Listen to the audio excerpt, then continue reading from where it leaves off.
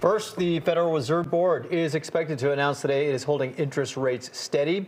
The Fed funds rate currently sits at its highest point in 22 years. Some economists are predicting the Fed could start cutting rates next year, perhaps as early as March.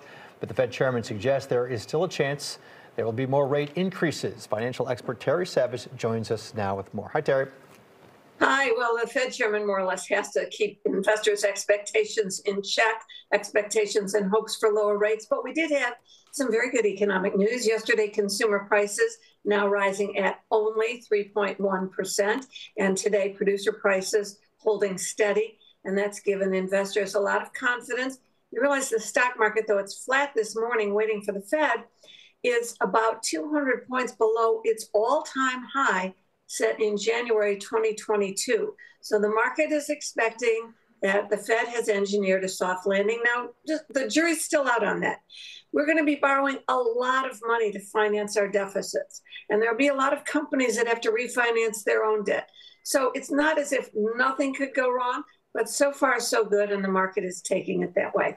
All right, let's get to some viewer questions.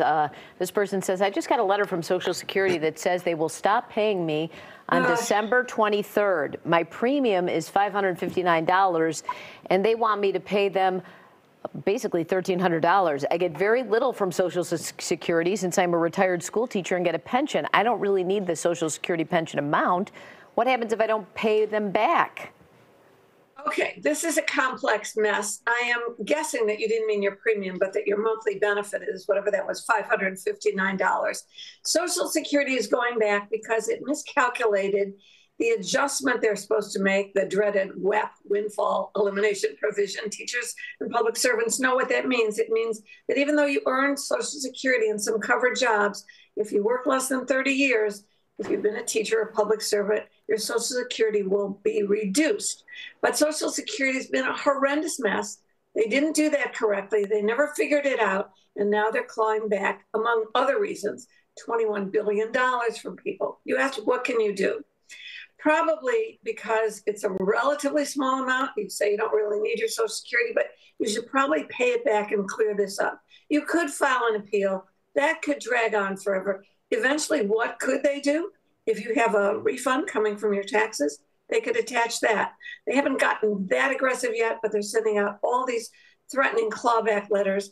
If you know that you did have a pension and you can afford to pay it back, fine. If not, go to socialsecurityhorrorstories.com, our new website for the new book, and post your horror story there. We're trying to get the attention of Congress, and actually we're moving forward on that to deal with these mistakes made by Social Security that really hurt seniors. Right. All right, here's another one. I signed up through Treasury Direct last year and renewed this year a $10,000 savings bond. I want to put this bond in my trust, but it's impossible to speak with anyone on the phone. How can I accomplish this?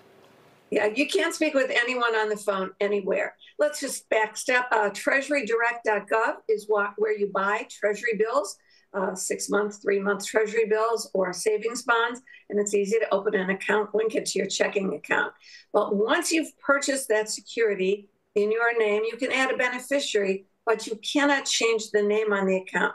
So if it's a short-term account like Treasury bills, 6 months, still paying about 5.4%, have the money put back in your account, open a new account in the name of your revocable living trust.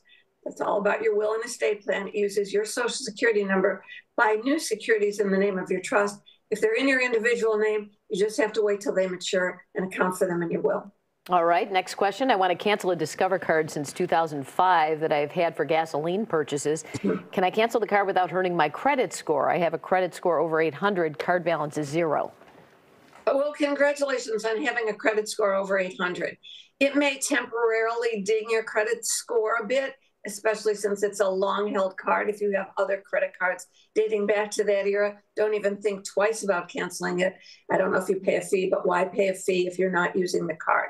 And again, if you're about to go buy a house, that 5 or 10 points that might temporarily come off your score won't matter much. But so if you're not going out to buy something right now, just get rid of those old credit cards you don't need and don't use. And at 800, you don't have to worry. But don't you say if you have a card that you've had for a long time and you're not paying a fee on it, you should keep it? Haven't you always said that?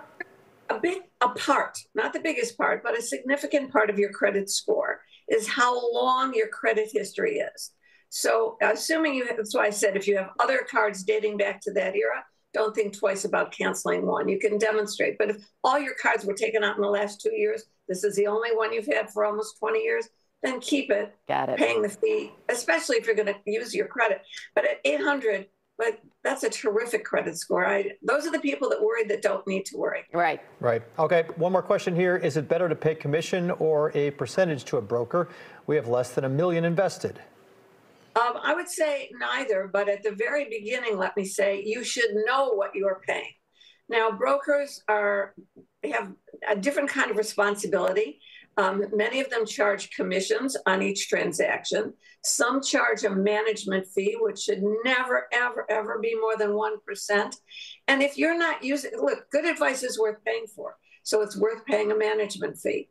But if you're not using their advice, you could either move it to a place where you make decisions like Vanguard or Fidelity, or you could get a fee-only fiduciary planner who only charges a fee and will give investment advice and doesn't have any hidden commissions. You can find those people at wealthramp.com. All right. Terry's new book is called Social Security Horror Stories. It's available now. And if you want to ask Terry a question, go to terrysavage.com. Thanks, Terry. Thanks, Robin. Time now for Around Town. Hey, Anna.